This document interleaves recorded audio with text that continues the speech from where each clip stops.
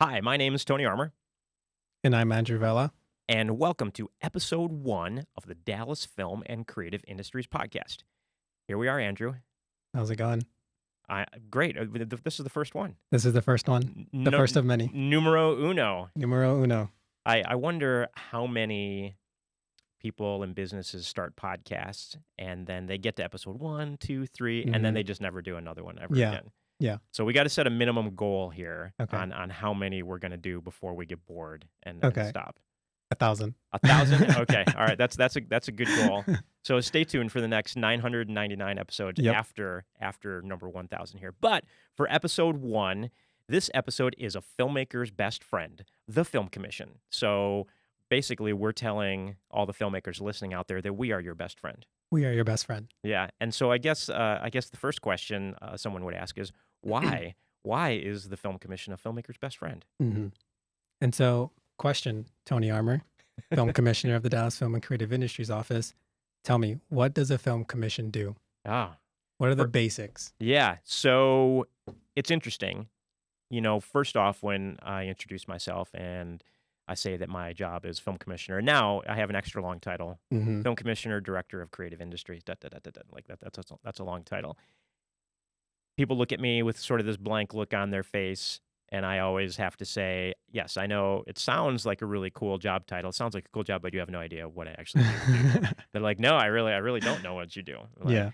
all right, let me tell you. Let me see if I can tell you in as succinct a way as possible. So, a film commission basically is a resource for anything film and creative entertainment wise that anybody wants to do. Whether you're talking about film, television, reality TV, music videos, commercials, advertising, still photography, whatever it might be, a film commission is there to help Mhm. those companies, those businesses, those people get done whatever they want to get done. And how do we do that? Mhm. So a variety of ways. Typically a lot of film commissions are going to help you with the film permits for your area. They're going to help you find locations. They're going to help you find crew. They're going to help you with all of the logistical aspects of actually getting your production made, providing advice, maybe a shoulder to cry on once in a while if things aren't working out the That'll way be needed. that you want to work out. So we're kind of like your psychological counselor for whatever you wanna get done. So we have all of those logistical things Mhm. that we do. On top of that, our job, especially here, Dallas Film Creative Industries, we are a part of Visit Dallas, which Visit Mhm. Dallas is the tourism office for Dallas. Mhm. And the job of Visit Dallas is to drive people to come to Dallas for tourism reasons, whether that's, Yes. they're at a convention at the convention center, or there's a sporting event in town, or Mhm. the Margarita Mile, which I never knew this until I got It's a here. great thing. And I never knew this till I got here, but the margarita machine was invented in In Dallas. Dallas, yes. And so Visit Dallas, the marketing arm for the city, created the Margarita Mile. So think of it as a brewery tour. You go to different restaurants, there's an app, you sign in when you're at these restaurants and you drink a margarita. And after so many margaritas, you get a prize, whether it's a sticker, whether it's a shirt, and it's a way to drive leisure travelers to Dallas After so many margaritas, you get a prize. I think the Yeah. prize should be a ride home. or a glass of water, A glass of water, maybe some salty snacks, some salty snacks, some something like that. pretzels. The question is how many margaritas. Yeah.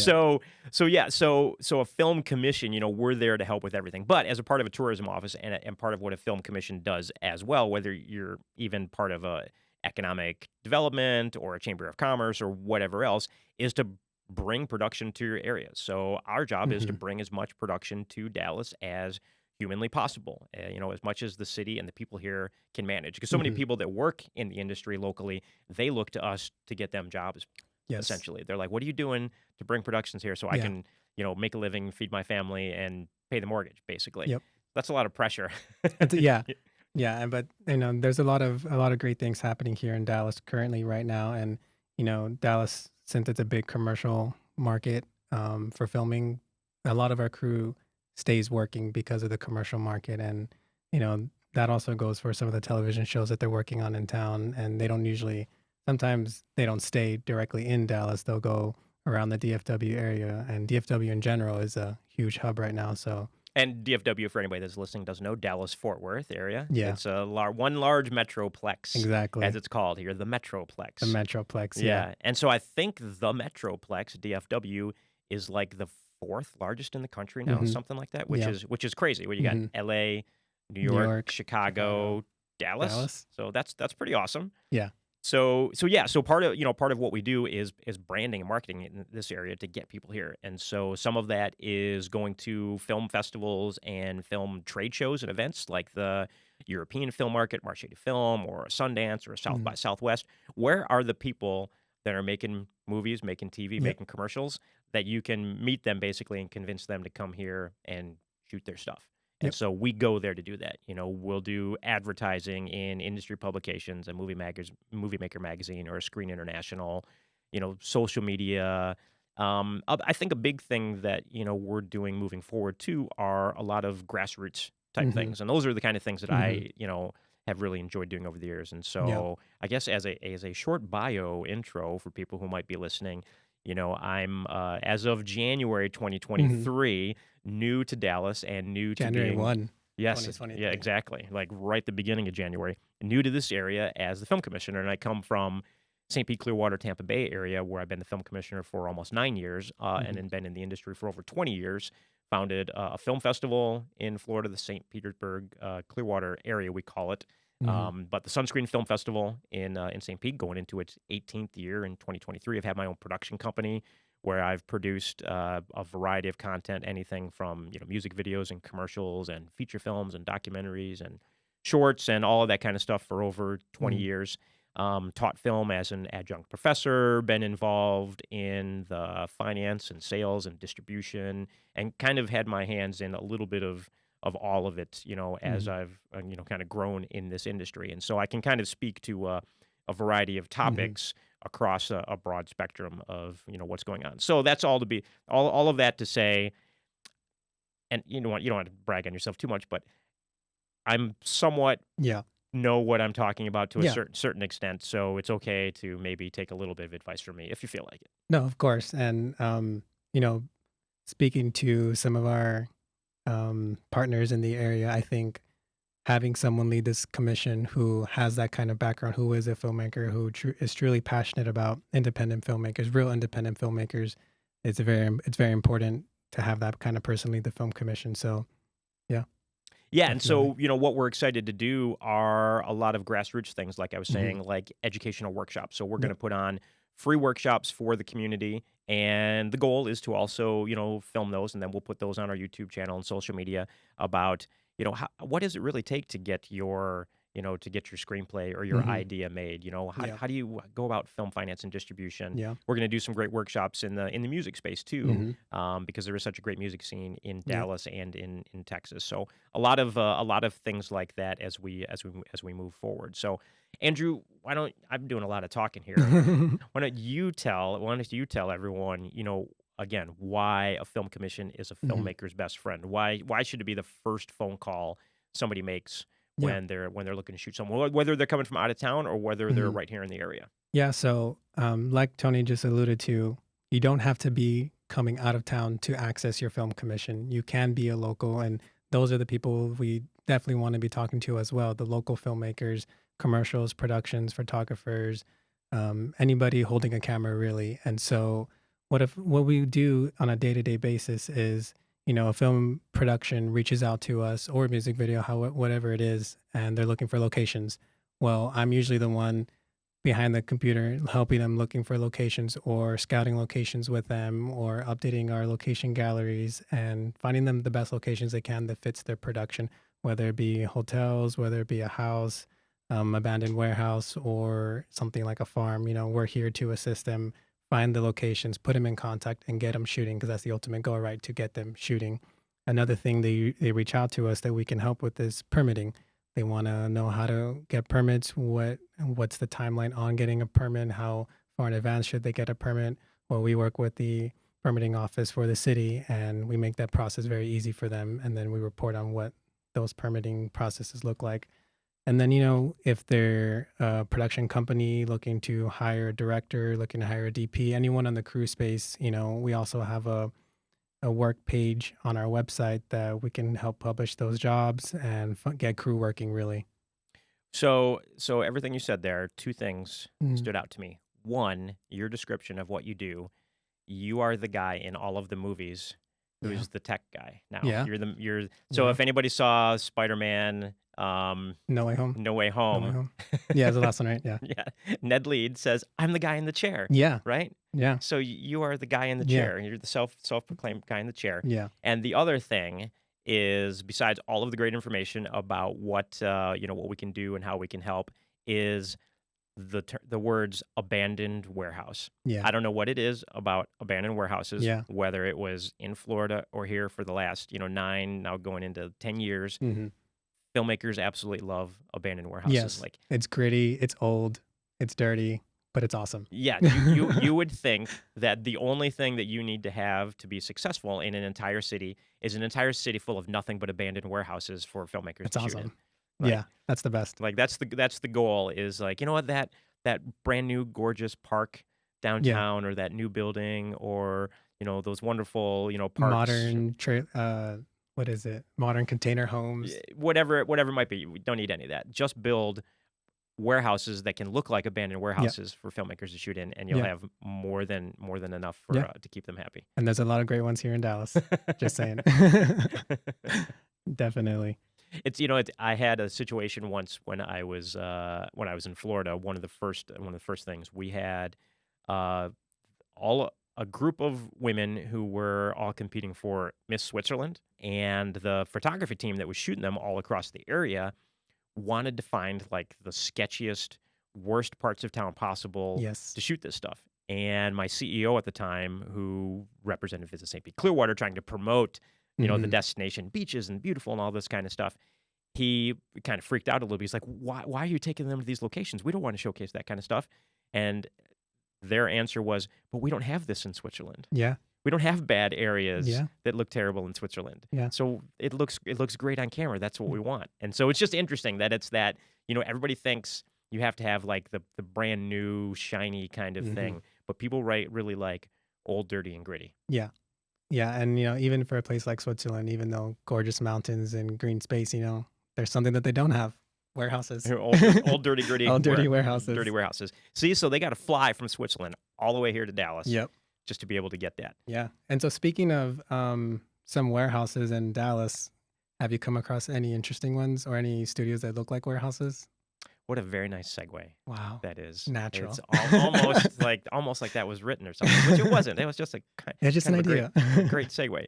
So yeah, actually, there are some really cool spaces here, and Yeah. so Southside Studios Mhm. that we've been to a couple times over Never heard of it. over the last few weeks here. Yeah, which, as you would figure, is on the south side of Dallas, Mhm. is a really cool, basically old warehouse that has been turned into sound stages, and they have a freestanding jail set that is still there that they just basically leave up. Gritty warehouses and jail sets. And jail That's what set. you want when you go Peop- to a city to film. People want jails and they want warehouses. And so yeah, so we actually just had a project shoot there last week that Mhm. shot in Italy, and then needed some pickup days, and they were looking for gritty warehouse jail set, and that was the perfect location for them. So you can actually check that location out if you go to dallascreates.org and you go Mhm. to locations there on the website. You can search Southside Studios or Studio Sound Mhm. Stages and be able to find that amongst the other like nice studios. So Yeah. not to say it's all falling apart, but there are a lot of other great studios and Definitely. stages and beautiful locations, in the area. Camp Lucky and MPS, and there's so Mhm. many others that haven't had a chance to tour yet, but getting out and Yeah. about and meeting everybody. Yeah, definitely. And so since you just referenced Camp Lucky, what changes are you seeing in the film industry landscape? Everyone's talking about volume stages and LED walls. Like, how do you see that being a player in Dallas? Yeah, and it's an interesting question because they've been around for a few years, but it was really when The Mandalorian came out and everybody watched So good. the behind the scenes. I know, right? Yeah. Season 3 is coming soon. Yep. Yeah. Yep. It was when everybody watched the behind the scenes on The Mandalorian that they were like, "What? What is that?"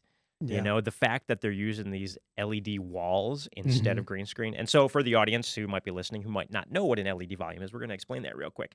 So I'm sure everyone has seen over the years, a giant green wall or a blue wall or an entire giant room just covered in blue and green, and you've got your Marvel actors running around in there. And then Yep. later on, they, you know, key all that out, and then they Mhm. put in the special effects and the computer wizardry to give you the sets and the worlds and everything that they're living in. But Yep. if you see that behind the scenes, like how awful is that as an actor?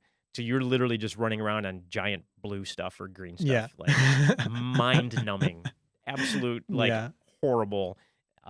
So the huge not just trend, but what people are doing now, what productions are doing now, is essentially you have these giant LED walls. So it's an LED wall. It could be 100 foot. It could be 50 feet, 20 feet high, 15 feet high. They come in all different Mhm. sizes depending on what each studio or location has. And it's like a curved wall. Mhm. So think of it like an egg that's cut in half or something, Yeah. and you're standing in this curved in Mhm. front of this curved LED wall. And the beauty of it is you don't have to replace a visual later behind you. You can literally put whatever you want. You want to be standing on the surface of Mars, boom, Mars is behind you. Mhm. You want to be in Alaska, and then the next minute you're in Africa, you can do that, and you just Yeah. throw that right on the wall. And the great thing is you just film that live as it is, and then the wall itself is providing light for the scene. So it's Mhm. actually helping light the scene, and you're getting, the reflections off of, one of the big things was on the Mandalorian, on the Mandalorian's helmet. If they shot Yeah. that on green screen, because it has this, silver shiny, Yeah. armor that he wears, the digital artists would literally have to go in Get later VFX and like a like sunlight. VFX out all of the green and add in shadows and Yeah. add in light and all that. But when you film on an LED wall, it's providing the light and the reflections of the actual scene that you're shooting. Yeah. And they've tied it in now with Unreal Engine, which is the game design engine, and this is where video games and film and television, all these worlds Mhm. merge together.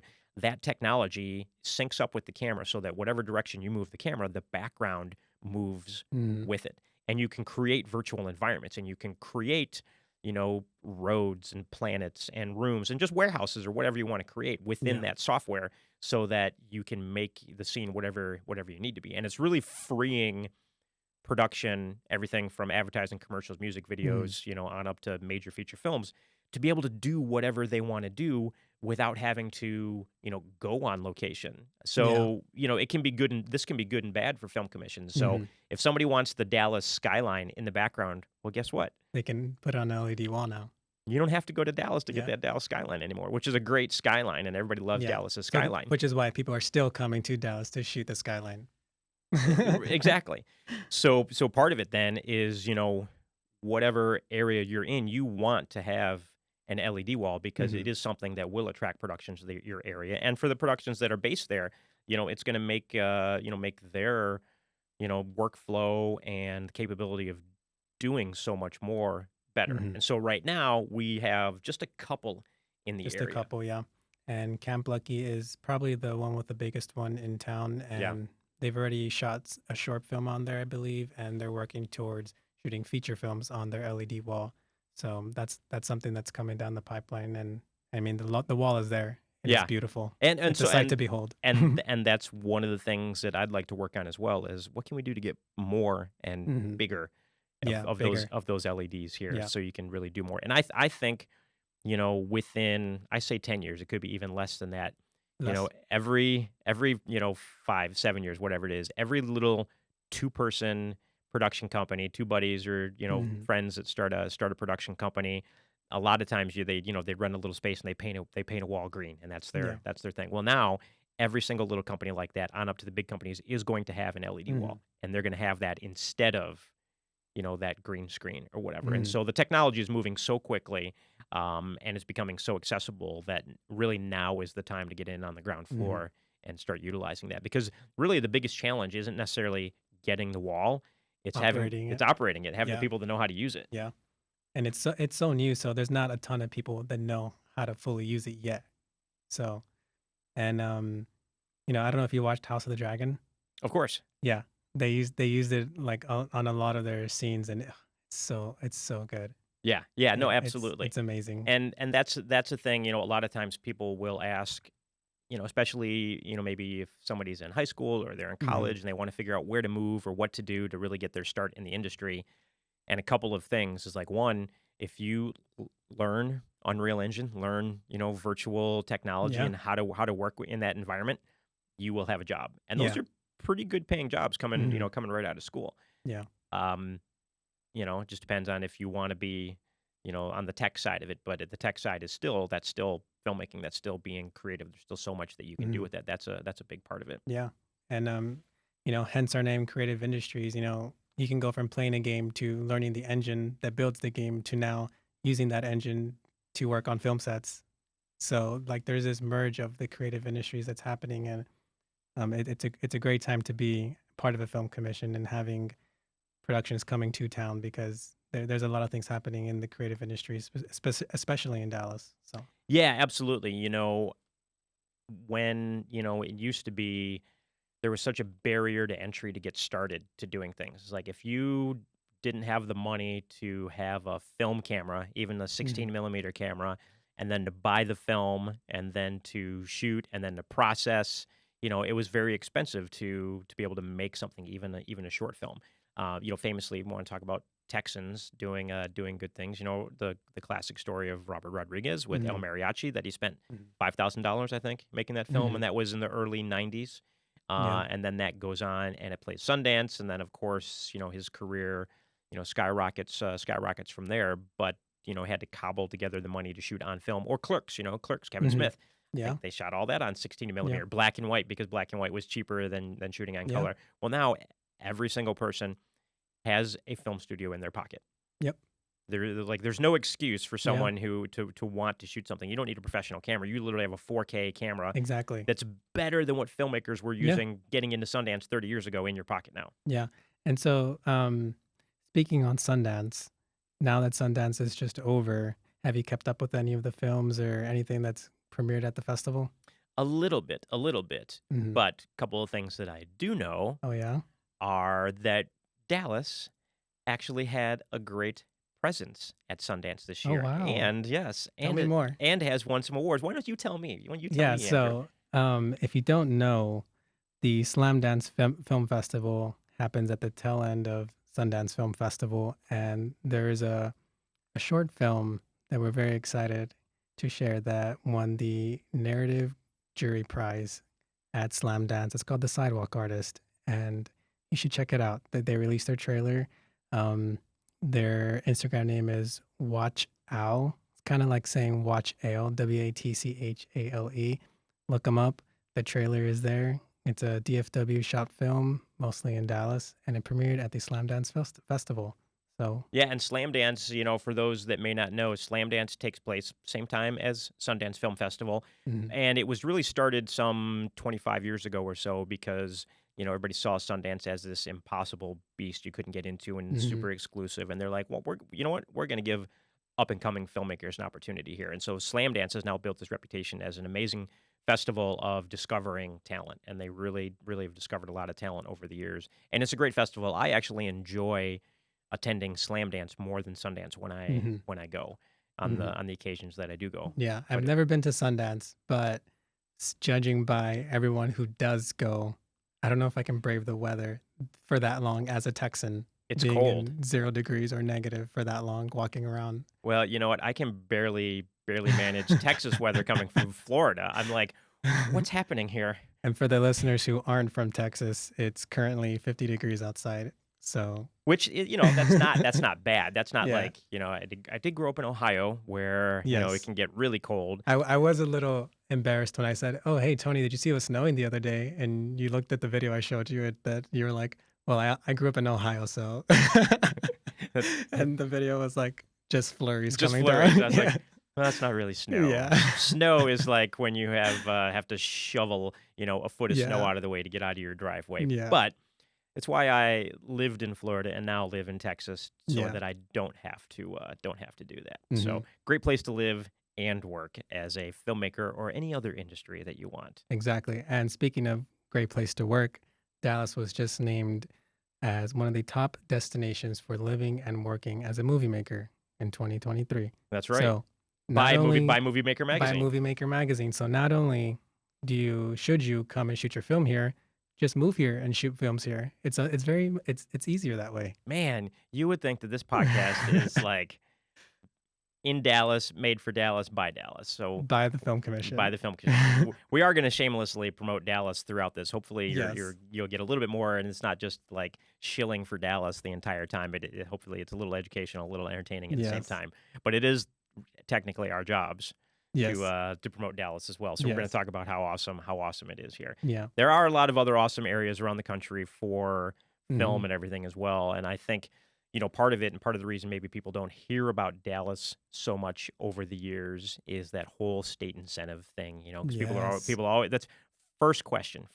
Any film festival, trade show, I meet somebody and I'm like, hey, I'm representing, when it was St. Pete Clearwater, representing Dallas, come shoot your project there.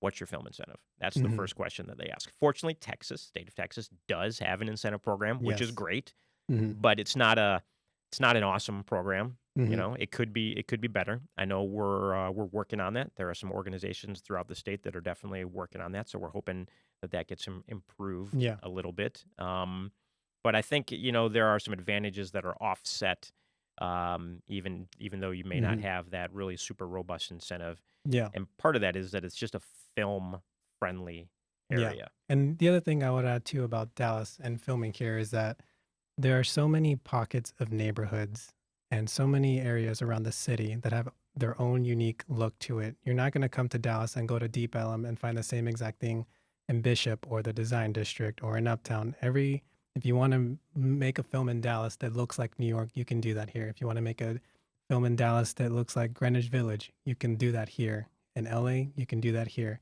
And I think that's the benefit of shooting in Dallas is one, every pocket of neighborhood has its own unique look, and two, people want your film to shoot here. It's a very film friendly city. Yeah, unlike LA or New York or other areas where they're so inundated with projects and Yeah. they don't want to see your face. They don't want to see Hmm. a camera. They don't want to see anything happening. Hmm. Here, people are like, oh, you're shooting a movie. Oh, you're shooting a commercial. Oh, a music video, whatever it might Yeah. be. They're excited. They want to help. They're friendly. It's one of the reasons that I came to Dallas was Hmm. because how friendly everybody is here. They want to help you, get your project made. So all that being said, if you want to get your project made, if there's anything we can do to help you make your project happen, whatever it might be, anything creative industry wise, Hmm. go to our website, dallascreates.org. Hmm. You can email us, Dallas Creates. info@dallascreates.org. And so we're going to wrap up this very first episode. We hope you enjoyed it. We hope you tune into the next episode. We're going to have Yep. great guests coming up. So my name is Tony Armour, And my name is Andrew Vela. and thank you for listening.